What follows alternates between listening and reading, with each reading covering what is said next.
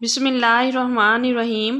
شوہر کے انتقال کے 1.5 سال بعد ناہید نے اپنی بیٹی فروا کی شادی کر دی تھی، مگر جب فروا بہت عرصہ تک اولاد کو جنم نہ دے سکی تو فروا کے سسرال والوں نے فروا پر بانجھ ہونے کے الزام لگانے شروع کر دیے۔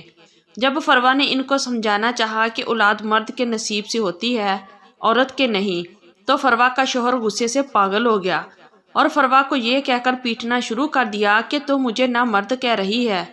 فروا کے شوہر نے فروا کو چمڑے کی بیلٹ کی مدد سے اتنا پیٹا کہ بیلٹ جسم کے جس حصے پر بھی لگتا جسم کی چمڑی بیلٹ کے ساتھ ہی ادھر جاتی۔ جب فروا کا جسم جگہ جگہ سے پھٹ گیا تو فروا درد کی شدت سے بے ہوش ہو گئی۔ جب فروا کافی دیر تک بھی ہوش میں نہ آئی تو فروا کے سسرال والوں نے اس کی موت کے ڈر سے اسے ہسپتال پہنچایا۔ ہسپتال میں بھی فروا دوسرے دن ہوش میں آئی، مگر زخموں کے درد کی شدت کی وجہ سے پھر حالت بے ہوشی میں چلی گئی۔ اس کے بعد ڈاکٹرز نے 1.5 ہفتہ فروا کو زیادہ وقت حالت غنودگی میں رکھا۔ 1.5 ہفتہ بعد جب فروا کے زخم کچھ ٹھیک ہوئے تو فروا کو ناہید اپنے گھر لے آئی۔ ڈاکٹرز نے فروا کو 2 ہفتے کی دوا دی، 2 ہفتے بعد دوبارہ چیک کروانے کا کہا۔ اگر تکلیف حد سے زیادہ بڑھ جائے تو فوراً ہسپتال آنے کا کہا اور فروا کو ماں کے ساتھ جانے کی اجازت دے دی۔ فروا جتنا عرصہ ہسپتال جب اسے ہسپتال پہنچانے اور اس میں داخل رہی، سوائے پہلے دن کے ماں کے حوالے کرنے کے بعد فروا کے سسرال والوں میں سے کسی نے بھی دوبارہ ہسپتال آنے کی زحمت نہ کی۔ جب گھر آنے کے بعد دوسرے تیسرے دن فروا کی طبیعت کچھ بہتر ہوئی تو فروا کے محلے دار اور ناہید کی سہیلیوں میں سے جو بھی فروا کی خیریت جاننے آتا، فروا کے لیے ناہید کو کسی نہ کسی پیر کا بتا جاتا۔ پھر ناہید نے قریبی ایک پیر کے پاس جانے کا فیصلہ کیا۔ جب ناہید اس پیر کے پاس پہنچی تو پیر صاحب نے باتوں باتوں میں ناہید سے اس کے سارے حالات معلوم کر لیے اور اچھی طرح تسلی کر لی کہ ان عورتوں کے پیچھے کوئی بھی محرم مرد موجود نہیں۔ تو پیر صاحب کی شیطانی ہوس جاگ گئی۔ پیر صاحب نے ناہید کو بتایا کہ تمہاری بیٹی پر جادو ہے، اس کو یہاں کچھ دن چھوڑ جاؤ، چلا کاٹنا پڑے گا تو پھر اس کی بندش ٹوٹے گی، اس کے بعد اس کے نصیب میں اولاد لکھ دی جائے گی۔ ناہید اپنی کم عقلی کی وجہ سے پیر کی باتوں میں آ گئی اور گھر آ کر فروا کو پیر صاحب کے پاس دعا کروانے کے لیے چلنے پر مجبور کرنے لگی، مگر فروا انکار کرتی رہی اور اس بات پر فروا کی ماں رونے لگی۔ فروا ماں کو پیار سے سمجھانے لگی کہ ماں، اللہ پاک عورت کو غیر محرم مردوں سے دور رہنے اور پردہ کرنے کے لیے کتنے احکامات دیتا ہے، اور بتانے لگی پیروں کے پاس اولاد یا رزق وغیرہ لینے کی نیت سے جانا تو شرک ہے۔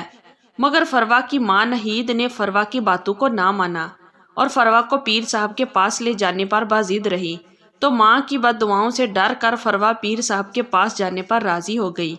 جب ناہید فروا کو لے کر پیر صاحب کے پاس پہنچی تو پیر صاحب نے انتہائی جلالی لہجے میں ناہید کو واپس جانے کا حکم دے دیا اور فروا کو کمرے میں بند کر دیا۔ فروا روتے ہوئے اپنی ماں ناہید سے التجائیں کرتی رہی کہ مجھے یہاں اکیلے چھوڑ کر نہ جانا، مگر ناہید نے اپنی کم عقلی کی وجہ سے پیر صاحب کی بات مانتے ہوئے فروا کو وہیں چھوڑا اور خود واپس اپنے گھر آ گئی۔ وہاں جیلی پیر صاحب یتیموں بے سہارا فروا کو 2 دن تک رسیوں کی مدد سے باندھ کر مرید نمائشوں کے ساتھ مل کر زیادتی کا نشانہ بناتا رہا۔ فروا ان پیر صاحب کو واسطے اور بد دعائیں دیتی رہی، مگر پیر صاحب پر شیطان سوار تھا، وہ باز نہ آئے۔ 2 دن تک کئی بار فروا کا جنسی استحصال کرنے کے بعد فروا کی ماں کے پہنچنے سے قبل جس کمرے میں فروا قید تھی، اس کمرے کو آگ لگا دی۔ جب ناہید وہاں پہنچی تو اس کی بیٹی فروا جیلی پیر صاحب اور ان کے مریدوں کی 2 دن تک وحشت سہنے کے بعد جل کر کوئلہ ہو چکی تھی۔ پیر صاحب نے ناہید کو بتایا اس کی بیٹی پر اتنا شدید جادو تھا کہ کاٹ کے دوران ہی فروا کے کمرے میں آگ لگ گئی۔ فروا سمیت سب کچھ جل کر بھسم ہو گیا۔ ناہید نے شکر کیا کہ فروا کی نحوست کی وجہ سے کسی بے گناہ انسان کی جان نہیں گئی اور روتے دھوتے بیٹی کی لاش لیے واپس آ گئی۔ بہت دنوں بعد ناہید کو پتہ چلا کہ جیلی پیر صاحب کو پولیس نے پکڑ لیا ہے اور اس نے فروا سمیت 3 اور بے سہارا بچیوں کو اپنی ہوس کا نشانہ بنا کر زندہ جلا دیا۔ ناہید یہ سننے کے بعد جلد ہی ذہنی توازن کھو بیٹھی۔ ناہید یہاں سارا دن فروا کی قبر پر بیٹھے آنسو بہاتی رہتی ہے۔ کئی بار رات کو 1 بجے 2 بجے یہاں فروا کی قبر پر آ جاتی ہے۔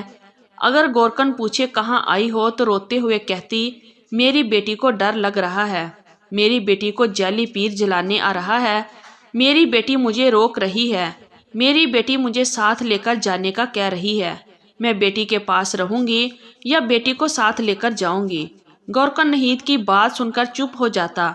नहीद जाकर फरवा की कब्र पर बैठकर रोने लगती, कभी दुआएं करने लगती तो कभी खुद को कोसने लगती, जबकि गोरकन कुछ दूर बैठा अल्लाह की रज़ा के लिए नहीद की हिफाजत पर ममूर रहता, ताकि कब्रिस्तान का कोई कीड़ा मकोड़ा नहीद को नुकसान ना पहुंचाए। नाजरीन, आजकल के इन जैली पीरों से अपने आप को बचाएं, अपने ख़ानदान को बचाएं, अपने प्यारों को बचाएं, क्योंकि हवस के पुजारी किसी का लिहाज नहीं करते। और ये एक फरवा नहीं बल्कि कई हवा की बेटियां इन हवस के पुजारियों का निशाना बन चुकी हैं। और नाजरीन, आखिर में एक बात ज़रूर कहूँगी कि जहाँ ऐसे जैली पीर इस दुनिया में हैं, वहीं अल्लाह के नेक बंदे भी हैं।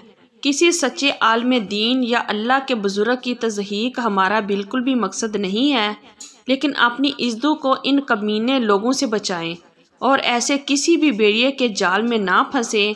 और मेरी मर्द हजरात से भी गुजारिश है कि औलाद की खातिर औरत पर जुल्म करना बंद करें। रोज़ी औरत के नसीब की होती है और औलाद मर्द के नसीब की। अल्लाह हम सबको हदायत दे, आमीन या रब्बुल आलमीन। उम्मीद करती हूँ कि आज की हमारी ये दर्द भरी कहानी आपको पसंद आई होगी।